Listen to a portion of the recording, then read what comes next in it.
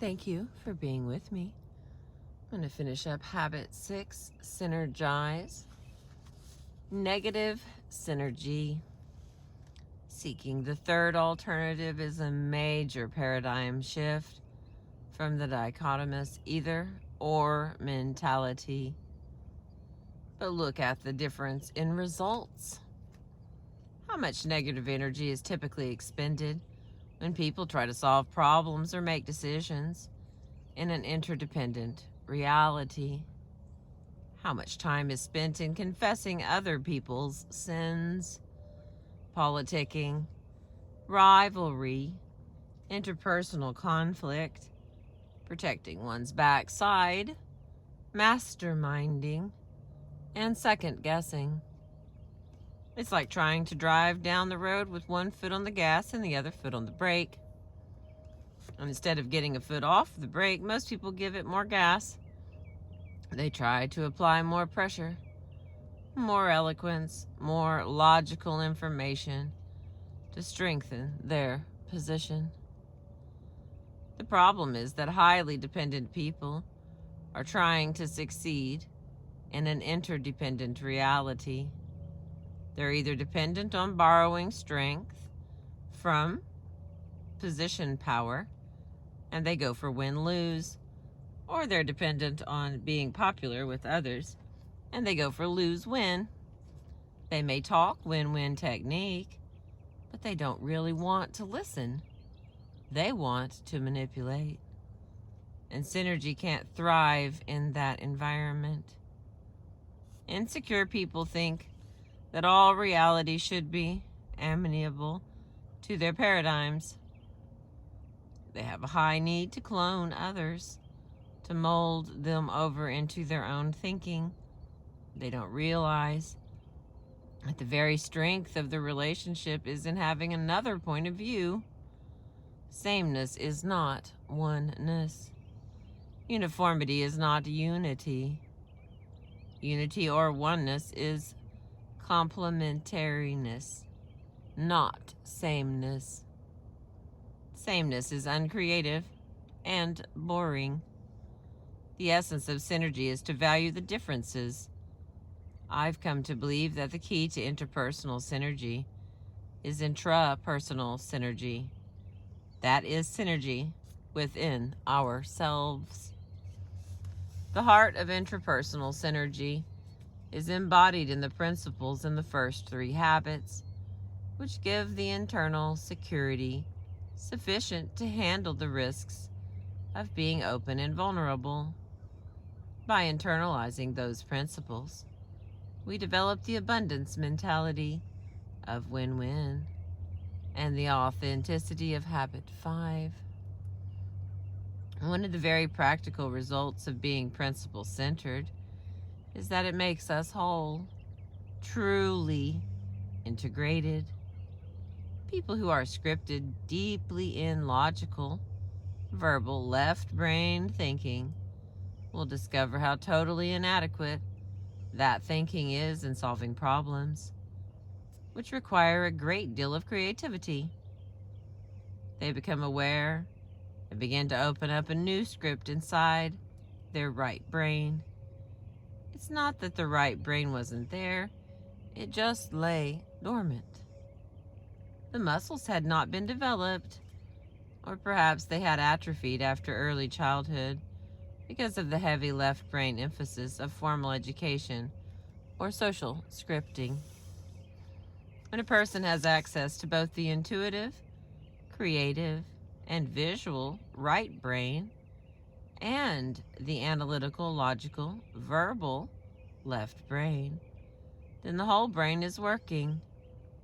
In other words, there is psychic energy taking place in our own head, and this tool is best suited to the reality of what life is, because life is not just logical, it is also emotional. One day I was presenting a seminar which I titled, Manage from the Left, Lead from the Right, to a company in Orlando, Florida. During the break, the president of the company came up to me and said, Stephen, this is intriguing, but I have been thinking about this material more in terms of its application to my marriage than to my business. My wife and I have a real communication problem. I wonder if you would have lunch with the two of us and just kind of watch how we talk to each other. Let's do it, I replied. As we sat down together, we exchanged a few pleasantries. Then this man turned to his wife and said, "Now, honey, I've invited Stephen to have lunch with us to see if he could help us in our communication with each other. I know you feel I should be a more sensitive, considerate husband. Could you give me something specific you think I ought to do?" His dominant left brain wanted facts, figures, specific parts. Well, as I've told you before, it's nothing specific. It's more of a general sense I have about priorities. Her dominant right brain was dealing with sensing and with the gestalt, the whole, the relationship between the parts. What do you mean, a general feeling about priorities? What is it you want me to do? Give me something specific I can get a handle on. Well, it's just a feeling. Her right brain was dealing in images, intuitive feelings. I just don't think our marriage is as important to you as you tell me it is. Well, what can I do to make it more important? Give me something concrete and specific to go on. It's hard to put into words. At that point, he just rolled his eyes and looked at me as if to say, "Stephen, could you endure this kind of dumbness in your marriage?" "It's just a feeling," she said, "a very strong feeling." "Honey," he said to her, "that's your problem, and that's the problem with your mother. In fact, it's the problem with every woman I know." Then he began to interrogate her as though it were some kind of legal deposition. "Do you live where you want to live?" "That's not it," she sighed. "That's not it at all." "I know," he replied with a forced patience. "But since you won't tell me exactly what it is, I figured the best way to find out what it is to find out what it is not. Do you live where you want to live?" "I guess." "Honey, Stephen's here for just a few minutes to try to help us. Just give a quick yes or no answer. Do you live where you want to live?" "Yes." "Okay, that's settled. Do you have the things you want to have?" "Yes." "All right. Do you do the things you want to do?" This went on for a little while, and I could see I wasn't helping at all. So I intervened and said, "Is this kind of how it goes in your relationship?" "Every day, Stephen," he replied. "It's the story of our marriage," she sighed. I looked at the two of them, and the thought crossed my mind that they were two half-brained people living together. "Do you have any children?" I asked. "Yes, 2. "Really?" I said incredulously. "How'd you do it?" "What do you mean, how did we do it?" "You were synergistic," I said. 1 + 1 usually equals 2, but you made 1 + 1 = 4. Now that's synergy. The whole is greater than the sum of the parts. So how did you do it?" "You know how we did it," he replied. "You must have valued the differences," I exclaimed. In the next part, valuing the differences. Valuing the differences is the essence of synergy. The mental, the emotional, the psychological differences between people. And the key to valuing those differences is to realize that all people see the world not as it is, but as they are. If I think I see the world as it is, why would I want to value the differences? Why would I even want to bother with someone who's off track? My paradigm is that I'm objective. I see the world as it is. Everyone else is buried by the minutiae. but I see the larger picture. That's why they call me a supervisor. I have supervision. If that's my paradigm, then I will never be effectively interdependent, or even effectively independent for that matter. I will be limited by the paradigms of my own conditioning. The person who is truly effective has the humility and reverence to recognize his own perceptual limitations and to appreciate the rich resources available through interaction with the hearts and minds of other human beings.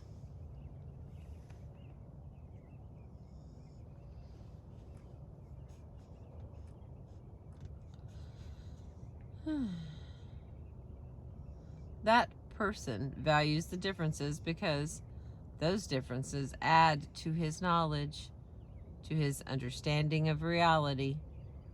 When we're left to our own experiences, we constantly suffer from a shortage of information. It is logical that two people can disagree and that both can be right. It is not logical. It's psychological. It's very real. You see the young lady, I see the old woman. Excuse me. We're both looking at the same picture, and both of us are right. We see the same black lines, the same white spaces, but we interpret them differently because we have been conditioned to interpret them differently. And unless we value the differences in our perceptions, unless we value each other and give credence to the possibility that we're both right, that life is not always a dichotomous either or, that there are almost always third alternatives, we will never be able to transcend the limits of that conditioning. All I may see is the old woman, but I realize that you see something else. And I value you. I value your perception. I want to understand. So when I become aware of the differences in our perceptions, I say, good, you see it differently. Help me see what you see. If two people have the same opinion, one is unnecessary. It's not going to do me any good at all to communicate with someone else who sees only the old woman also. I don't want to communicate with someone who agrees with me. I want to communicate with you because you see it differently. I value that difference. By doing that, I not only increase my own awareness, I also affirm you.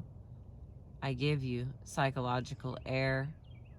I take my foot off the brake and release the negative energy you may have invested in defending a particular position.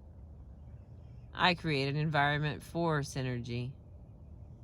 The importance of valuing the difference is captured in an often quoted fable called The Animal School, written by educator Dr. R.H. Reeves.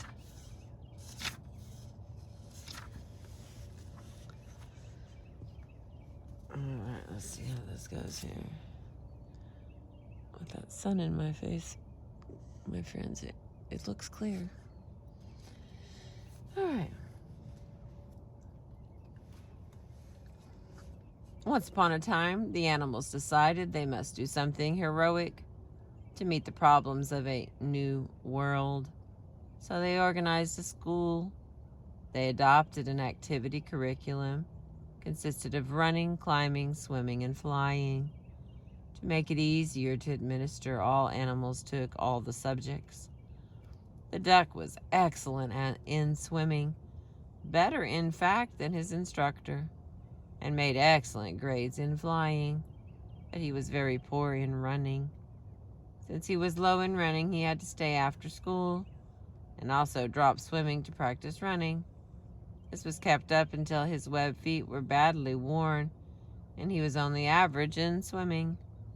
but average was acceptable in school, so nobody worried about that except the duck. The rabbit started at the top of his class in running, but had a nervous breakdown because of so much makeup in swimming. The squirrel was excellent in climbing until he developed frustrations in the flying class, where his teacher made him start from the ground up instead of from the treetops down. He also developed Charlie horses from overexertion, and he got a C in climbing and a D in running. The eagle was a problem child and had to be disciplined severely.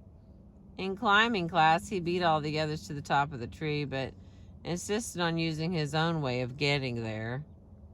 At the end of the year, an abnormal eel that could swim exceedingly well and also could run, climb, and fly a little had the highest average and was valedictorian.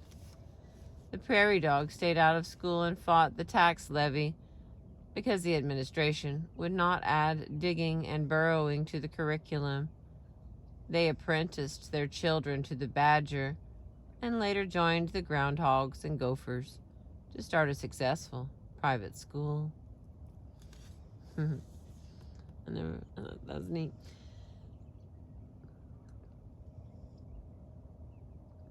Force field analysis. In an interdependent situation, synergy is particularly powerful in dealing with negative forces that work against growth and change. Sociologist Kurt Lewin developed a force field analysis model in which he described any current level of performance or being as a state of equilibrium between the driving forces that encourage upward movement and the restraining forces that discourage it. Driving forces generally are positive, reasonable, logical, conscious, and economic. In juxtaposition, restraining forces are often negative, emotional, illogical, unconscious, and social, psychological. Both sets of forces are very real and must be taken into account in dealing with change. In a family, for example, you have a certain climate in the home, a certain level of positive or negative interaction, of feeling safe or unsafe is expressing feelings or talking about concerns of respect or disrespect in communication among family members. You may really want to change that level. You may want to create a climate that is more positive, more respectful, more open and trusting. Your logical reasons for doing that are the driving forces that act to raise the level. But increasing those driving forces is not enough. Your efforts are opposed by restraining forces, by the competitive spirit between children and the family, by the different scripting of home life you and your spouse have brought to the relationship, by habits that have developed in the family, by work or other demands on your time and energies. Increasing the driving forces may bring results for a while, but as long as the restraining forces are there, it becomes increasingly harder. It's like pushing against a spring. The harder you push, the harder it is to push until the force of the spring suddenly thrusts the level back down. The resulting up and down yo-yo effect causes you to feel after several attempts that people are just the way they are, and that it is too difficult to change. But when you introduce synergy, you use the motive of habit 4, the skill of habit 5, and the interaction of habit 6 to work directly on the restraining forces. You create an atmosphere in which it is safe to talk about those forces. You unfreeze them, loosen them up, and create new insights that actually transform those restraining forces into driving ones. You involve people in the problem immerse them in it so that they soak it in and feel it is their problem, and they tend to become an important part of the solution. As a result, new goals, shared goals, are created, and the whole enterprise moves upward, often in ways that no one could have anticipated. And the excitement contained within that movement creates a new culture. People involved in it are enmeshed in each other's humanity and empowered by new, fresh thinking, by new creative alternatives and opportunities. I've been involved several times in negotiations between people who were angry at each other and hired lawyers to defend their positions. And all that did was to exacerbate the problem, because the interpersonal communication deteriorated as it went through the legal process. But the trust level was so low that the parties felt they had no other alternative than to take the issues to court. Would you be interested in going for a win-win solution that both parties feel really good about? I would ask. The response was usually affirmative, but most people didn't really think it was possible. If I can get the other party to agree, would you be willing to start the process of really communicating with each other? Again, the answer was usually yes. The results in almost every case have been astounding. Problems that had been legally and psychologically wrangled about for months have been settled in a matter of a few hours or days. Most of the solutions weren't the courthouse compromise solutions either.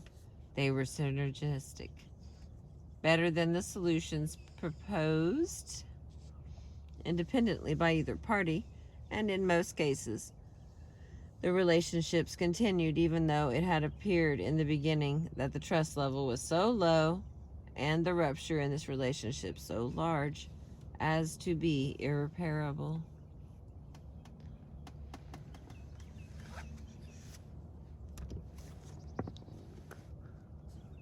Alright, we're getting there, friends. Stay with me. At one of our developmental programs, an executive reported a situation where a manufacturer was being sued by a long-time industrial customer for lack of performance. Both parties felt totally justified in the rightness of their position and perceived each other as unethical and completely untrustworthy.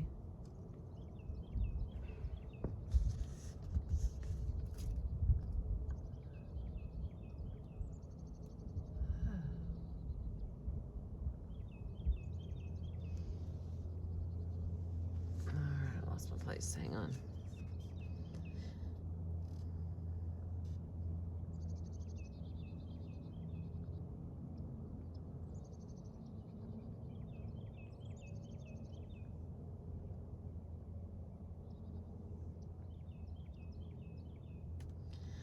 But when you introduce synergy, you use the motive of habit 4, the skill of habit 6, and the interaction.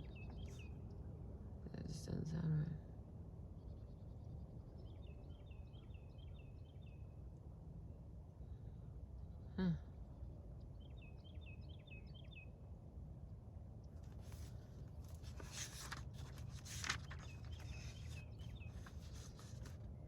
Alright, I'm going to stop there, and I will pick back up in a strange spot whenever I find it again.